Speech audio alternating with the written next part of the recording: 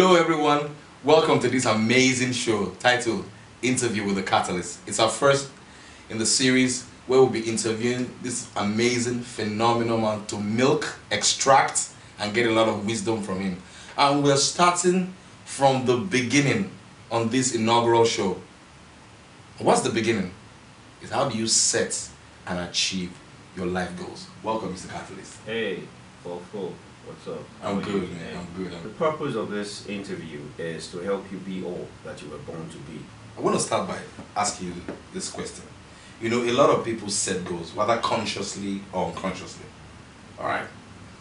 What do you think stops people internally from achieving some of these goals that they set? Their subconscious is responsible for 90% of everything that they achieve, which leaves 10% to their conscious. Now, what is their subconscious? Is a combination of their spirit and their soul. And so if you don't understand the dynamics of your subconscious, which is your spirit and your soul, and you do not align the goals of your conscious mind to the goals of your subconscious mind, then you are double-minded and you're unstable. And the good book says that a double-minded man is unstable in his ways. He will not receive anything, even from God. He will not be able to achieve anything by himself, and he will not be able to leverage off anything within his environment to achieve anything. So I think the single most critical thing is alignment. Internal, external alignment. Alright, I've heard you talk about the subconscious and the conscious mind, and there's this analogy that you use. I think if you use that analogy right now, it will help people understand what the difference between the conscious and the subconscious mind, about driving, learning how to drive. Yes, first of all, the language of the conscious is words, and the language of the subconscious is images and pictures.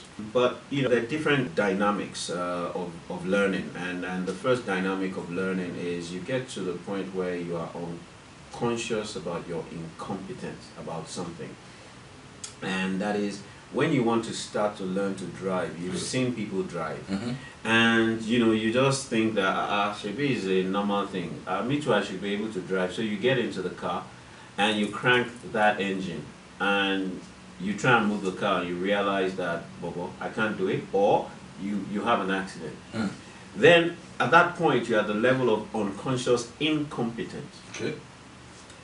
Then you go and meet someone and you say to them, you know what, my guy, I really thought that I could drive, but I can't. Would you teach me? And the guy begins to show you the things that you need to do. And if you're learning with a manual car, you get into the car, you crank the engine, you clutch down, you engage. And then you start to learn. Then at that point, you become conscious about your incompetence to learn. And so as your teacher takes you through, you begin to move from that state of unconscious incompetence to the state of conscious incompetence. And then you move to the next stage, which is conscious competence. So he says to you, you need to clutch down to engage, and you need to release your clutch and press the accelerator slowly, and the car starts to jerk. Then the next thing is you hear the engine rev, then you clutch down again if you're driving a manual stick, and you put it in gear 2. Then at that point when the engine starts to rev again, you know that it's time to change the gear to gear 3. So you move from the stage of unconscious incompetence to the stage of conscious incompetence to the stage of conscious competence. That is, you know what you need to do, right, when you get the cue, and you do it. Then you become a maestro and a master. You get to the point of unconscious competence, where you don't think about changing gears. You drive from here to Ibadan. You listen to music, you're on your phone, and you're just doing your thing, and you arrive at Ibadan. You don't even know when you change gears. You don't even know what is going on. And that is what happens in life. When you set a goal in life, you have your dreams and aspirations. You are unconscious about your incompetence to achieve it. Then you need to get knowledge, information, and get your reality. And so when you start to play around with information and you check out your reality, then you move to the stage of unconscious incompetence, or rather conscious incompetence.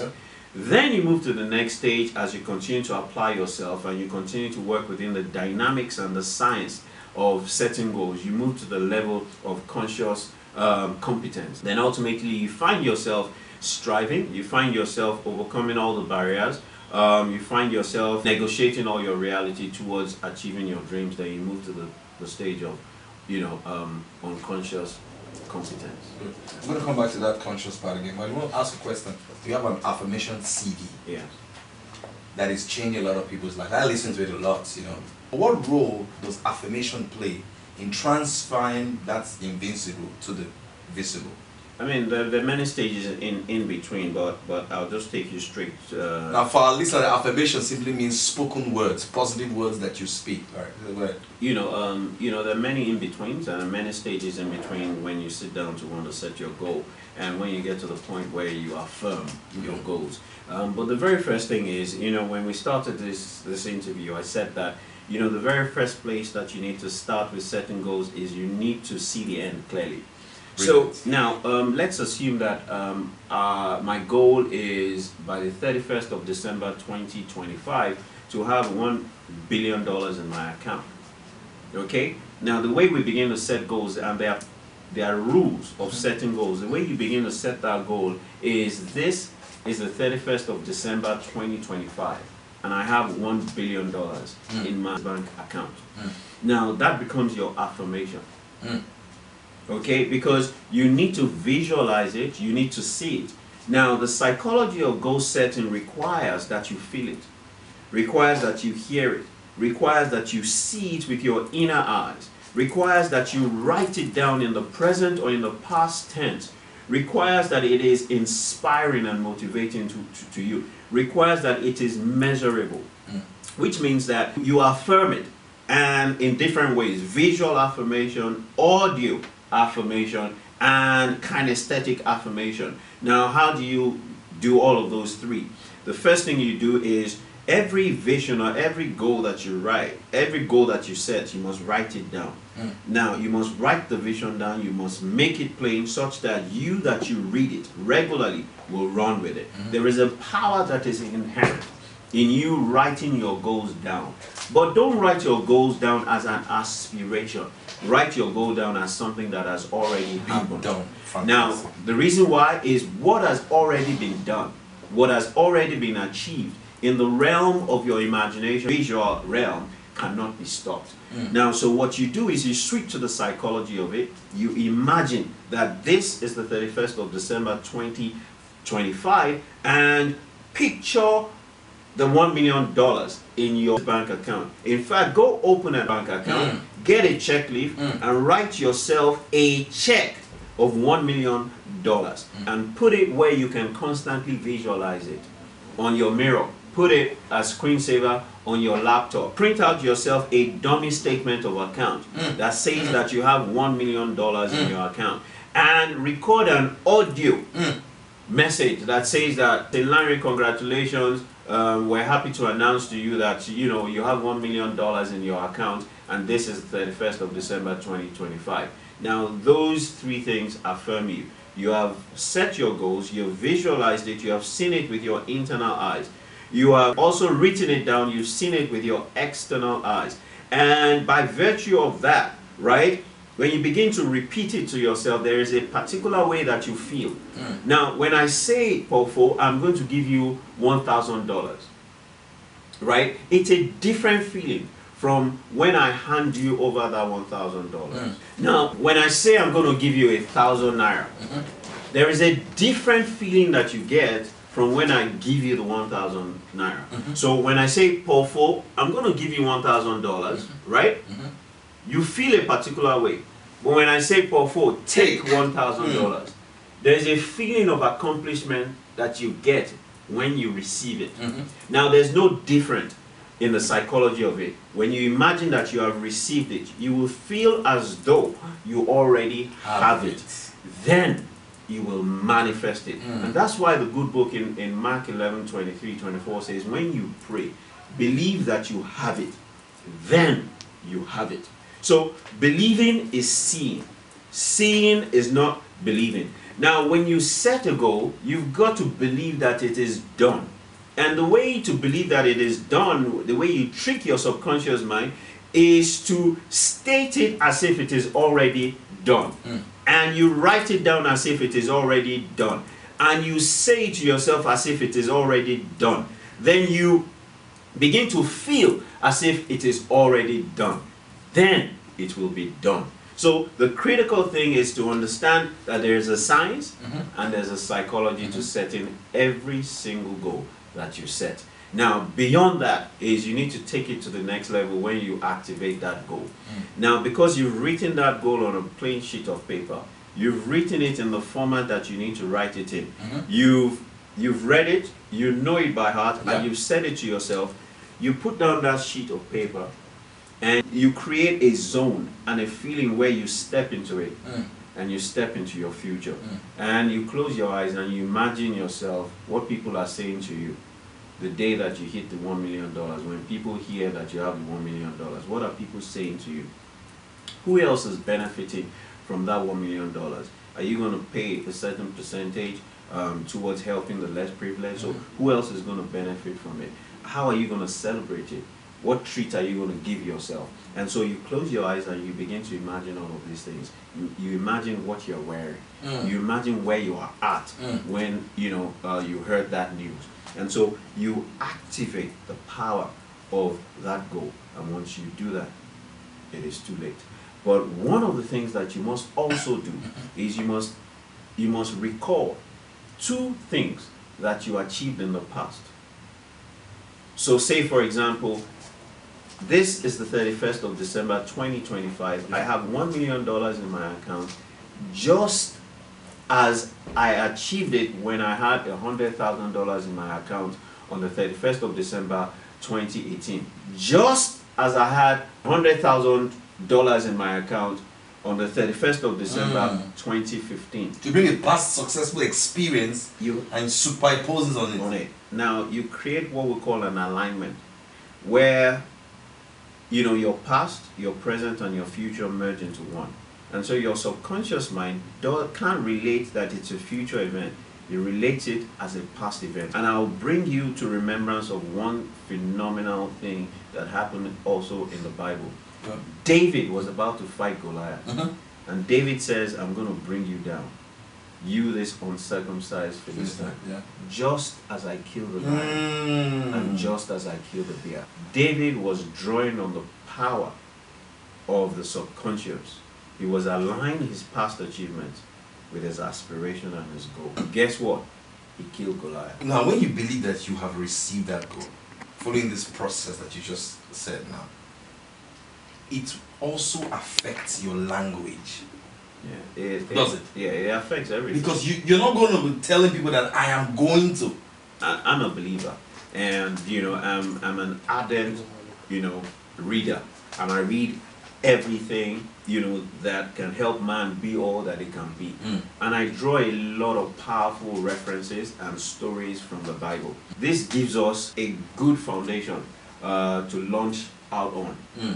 So in saying that, when you say it, it makes you feel a different way. It is true. It is absolutely true, because you have what you say. The power of life and death lies in the tongue. Your belly is filled with the fruits of your lips. Your words create your world. So you need to be careful what you are saying. And that's why the good book says, let the poor say, I am rich. Let the weak say, I am strong. It is true that you are weak, but truth is that you are strong. If you apply your mind, if you apply your emotions, and you apply yourself to the right things. And so you must, of essence, not focus on where you are, on the reality of where you are, although you take it into consideration as you are setting your goals. However, you must focus on where you want to be, on what you need to do. And you must focus on making those declarations as if it is already done. Fantastic. Now, what role does action play in the actualization of our goals? A goal without action is just a wish. Just as faith without works is dead. Belief without attendant action is useless. Sorry to cut you here. I want to also add a part B of this question I'm asking now. What's the difference between a person who just acts on a goal and it doesn't go through this process that you're talking about of believing that they have received it? So both of us want to achieve the same thing. Two people that want to achieve, go for one thing. But one person has imbibed the process that you just talked about. They believe that they've received it, they've affirmed it, and then they go out there. Now the other person has not gone through this process, this internal process. They just act on their goals. What's the difference? The resultant difference between the two is that both of them will surely meet obstacles on the way. Now the guy that has gone through this process has also internalized, because he has visualized that he has achieved it.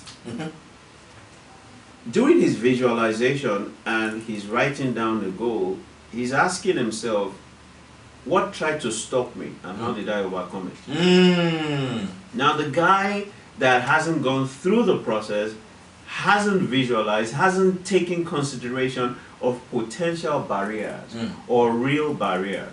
Now when you visualize, when you internalize it, when you go through the process, the psychological process of setting goals, you have seen yourself at the end.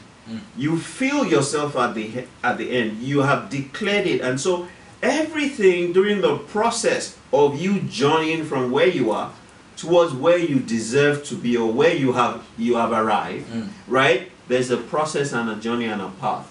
You have gone through it, which means that when you meet those obstacles, you know exactly what to do to avoid them, to negotiate them, to overcome them, or to break through them. And so that marks the difference. You arrive at your destination faster, you arrive at your destination, you arrive at your goal, and you achieve it.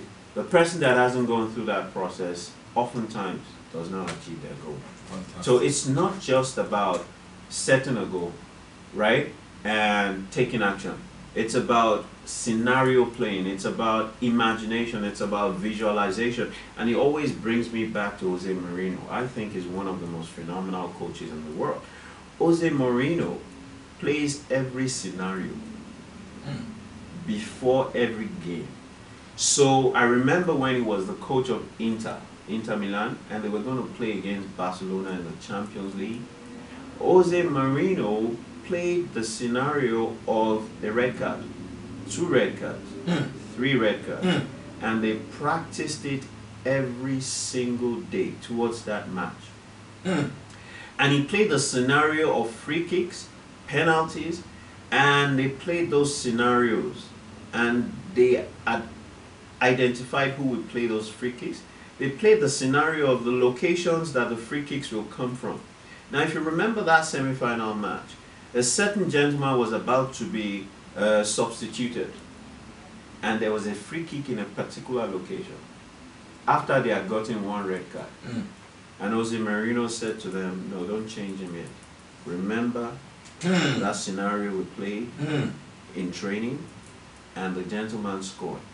And Jose Mourinho was so excited, he was running up and down the pitch and was saying that that's my goal. That's my goal. That's my goal. Remember when I told you that we were going to get this chance? And so just like you setting goals, you've got to play all the scenarios in your head. You've got to visualize it, you've got to imagine it, you've got to feel it, you've got to see it with the eyes of your mind and with physical eyes. You've got to write it down, you've got to hear it, you've got to say it. You've got to engage your subconscious and your conscious, and you've got to engage everything around you and all energies around you towards the achievement of that goal. And once it is done in your subconscious, and it aligns with your conscious, and it aligns with your action, it is done. Another thing that must be in alignment is every goal that you set must be in alignment with your beliefs and your core values. Now, if your goals are not in alignment with your beliefs and your core values, your subconscious mind will sabotage it. You will never achieve it. So what are the rules? What are the laws that govern you as a person? What are the philosophies you live your life by? What are the beliefs that drive you as a person? How do you perceive life and perceive, yourself within life? All of those two must align with where you're going. If the three do not align, you will never achieve your goal. Let's break it down a little bit. So if the person's values is not prosperity that much, maybe he's heard all his life that money makes people bad, rich people are terrible people, and now he wants to achieve success, financial success, and he has not maybe changed those values. Every time he tries to achieve that goal, he discovers that something is stopping him, but he doesn't know that his internal values doesn't align with what he wants to accomplish. I'll give you a classic case of a gentleman who is an investment banker. And that's what he's always wanted to be all his life. And we know that investment bankers can, they can do millions of dollars of deals. And this gentleman is the son to a pastor, a traditional olden day pastor, SU. And his father's values are such that his father always said to him, poverty is close to godliness, wealth is close to being evil. The love of money is the root of all evil. And in this family, what is critical is that we build a good name, and we create a legacy, and we make heaven. And so don't let money be your focus. And so they taught him to live by those values where, you did what you needed to do. When you needed to do it, you were religious, and you did not strive to achieve riches and wealth. In fact, you were content with where you were. And so this gentleman lived his life with his father's values and beliefs. And he went through school and studied, banking and finance, economics, and he did very well. And so he worked with this top-notch, investment bank. And every time, there were setting goals and strategy sessions, he would help them. But when they gave him a goal and they gave him an assignment in going to, raise capital and make money, he just found that he didn't want to go out.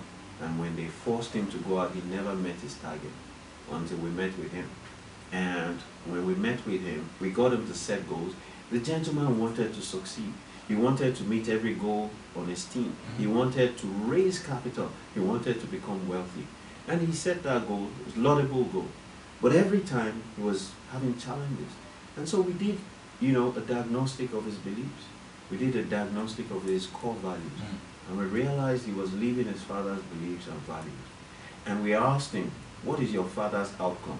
And he says his father is okay, is just maintaining and surviving. But he wants to live beyond that. And the reality was he needed to make a decision to trash his father's beliefs and values and create new beliefs and values. That in these days, right, the kingdom can only be spread abroad through prosperity. And that you cannot preach to anyone, and get anyone to convert, their religion if you're not prosperous. And so he was a devout Christian. He would not compromise on his values, but he eliminated the values that poverty is next to godliness, and the belief that rich men are evil people. And he said to himself and made a commitment to himself that I will become very wealthy, but I would still be a humble guy, and I would live my life based on certain principles that would not get me to compromise. And when we changed his beliefs and his values and aligned it with his goal, this man became the most phenomenal investment banker in that organization. He achieved all his goals within the time frame that was set to achieve it. Wow, fantastic. This is an amazing narrative, an amazing story. Well, this is a great place to call it a wrap today with the interview with the catalyst. I strongly believe that you've learned a lot of things today on how to set your goals, how to achieve your goals, how to remove the internal roadblocks, how to align your values with the goals that you want to accomplish. I heard a quote a long time ago, and it says that every day in Africa, a lion and a gazelle wakes up. The lion knows that it must run faster than the fastest gazelle, or it will starve to death. The gazelle also knows that it must run faster than the fastest lion, or it will be eaten up. Now, when the sun comes up, whether you're a lion or the gazelle, you've got to keep running. And you can get a lot of things from Mr. Catalyst. What's your Twitter handle, sir? Yeah, my Twitter handle is at Lanre Olusola. My Facebook is Lanre Olusola. My Instagram is Lanre Olusola. But I want you to leave you with this thought. Man is a goal-seeking animal and only finds fulfillment when he charges after his goal in an unstoppable manner. Every time you wake up and you get up from bed, you have a goal. Every microsecond that you live your life, whether conscious or unconscious, you're working towards the achievement of a goal. Why don't you do it deliberately?